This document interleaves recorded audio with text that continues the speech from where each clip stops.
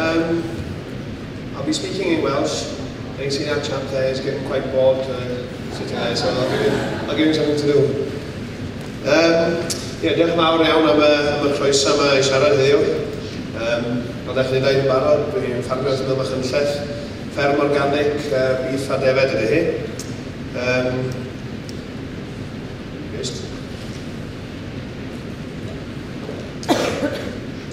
Da ni'n wedi bod, wel, da ni dal yn efo gwartheg gres Brydeinig am limousine yn croesi o un i'r llall.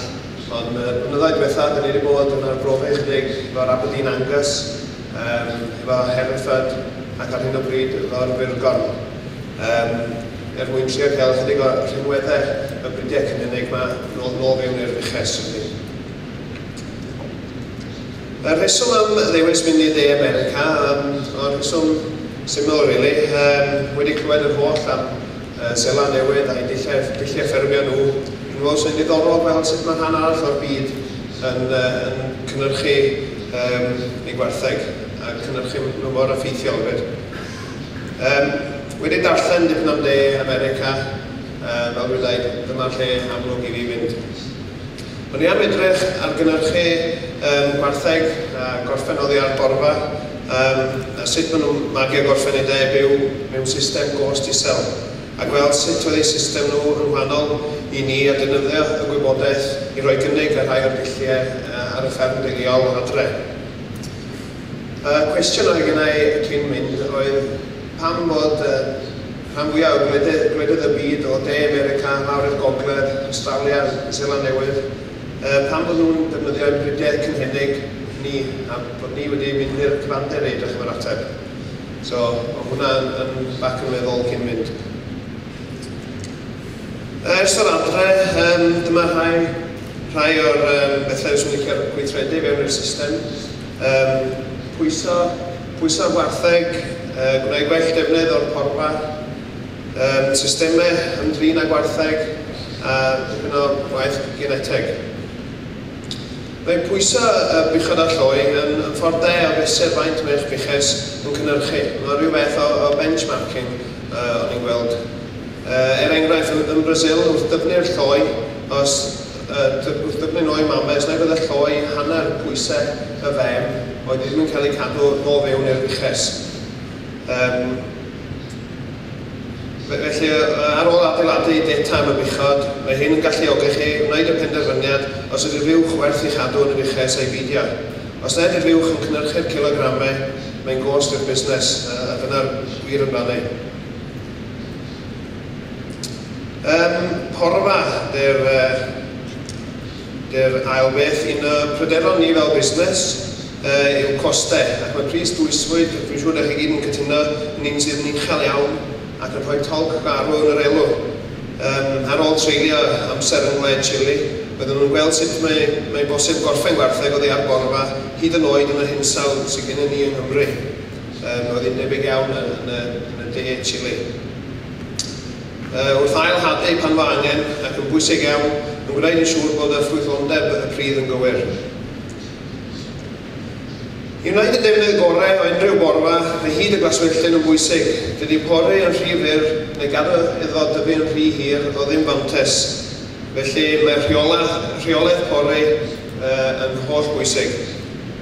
Hefyd, mae gwneud sylwair o ansawdd uchel yn bwysig iawn, a mae'n bosib gorffen eu hanifeiliad arno. Ond mae'n dibynnu'n hollol ar eich dewis o bryd gwartheg. Ond beth bynnag yw bryd gwartheg, mae porfa a sylwair o ansawdd yn lleihau costau dwysfwyd ac yn gwneud eich menter beef yn mwy proffidiol.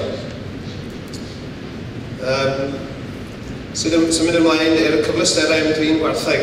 Ar ôl dod adre o De America, bydda un peth yn sefyll yn y meddwl i, a hynny oedd y systemau ymdrin gwartheg yma. Gan bwys be oedd nifer y gwartheg ar y ffermydd, mae gen nhw gyd cyfleusterau hwylus iawn i'n trafod yr anifeiliaid. Rhaid dweud bod y cyfleusterau adre ddim yn rhy ddrwg, ond mae'n lle i wella. Yn yr oes sydd ohoni, gyda llai o llafur ar y ffermydd, yn bwysig cael system sydd ddim yn unig yn creu llai o straen ar yr anifeiliaid, ond llai o straen ar y ffarmwr hefyd, yn gwneud y lle gwaith yn fwy diogel a mwy pleserus. Roedd hi'n diddorol gweld y manteision curved races, lloriau uchel ar hyd ochr y res. Hefyd ar pob fferm oedd yna clorian wedi adeiladu fewn i'r system ar wahân y crush. Dwi wedi sôn am manteision hwnna eisoes. Felly y gobeith yw trwy gymorth fod yn fferm datblygu Hybu Cig Cymru, beth ydy newid hynny gyfanu ar hyn o bryd. Neu'n blwyddyn ola oedd yn rhan o hyn, ydy adeiladu system yn drin gwartheg ar y ffarm a gobeithio hwyluso fel dwi'n gwneud fel llai o staff a hyn o'r llall.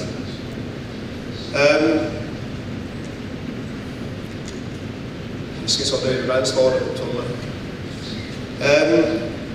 Bridio gyda gwaith geneteg.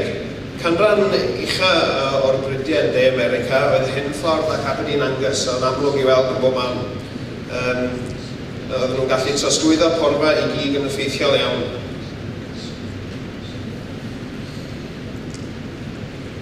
Rydych chi'n gweld mae'r fuwch yn y sleid yma. Dwi'n cofio o'n ei ar y ffarm a gofyn i'r ffarmwr, oedd hon yn champion yr X-Pointer sioe fawr yn Brazil.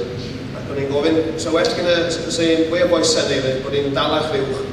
A oedd o'n dweud, oh no. The reason she's not a big tall cow is we don't get paid for the fresh air between the stomach and the grass. Mae ffordd o'n i'n gallu ateb i nedd, oedd yn digon wir. Yn Brazil yn enwedig, roedd yna lot o defnyddio ar AI ar y heffrod i'w cyfloio. Oedd o'n dull boblogaidd iawn. Eto wrth ei pwyso, os oedd y heffrod yn pwyso 350 i 400 kilo, oedd yn cael AI be bynnag oedd ei oed, felly y canlyniad oedd yn cael cynnyrchu yn gynt. Y rheswm dros defnyddio AI oedd mwyn dewis taro oedd yn llwio'n hawdd a dod â geneteg newydd a nodweddion angenrheidiol i fewn i'r uches.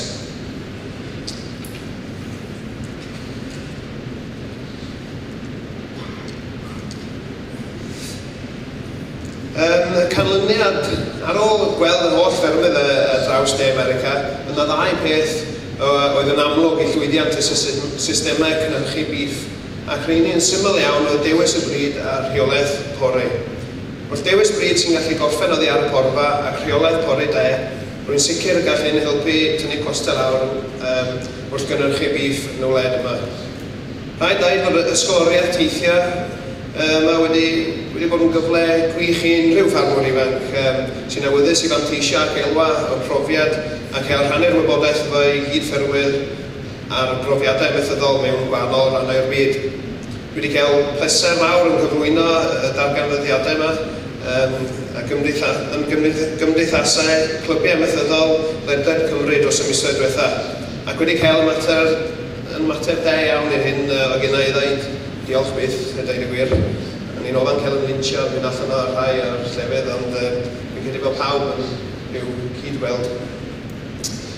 Ar y nodyn yna, fi'n gobeithio bod wedi mwynhau beth sydd gennau i ddweud. Mae gennau time limit, so dwi'n trio mynd dros bethau'n bres iawn i chi. Gobeithio bod wedi mwynhau, diolch am wrando.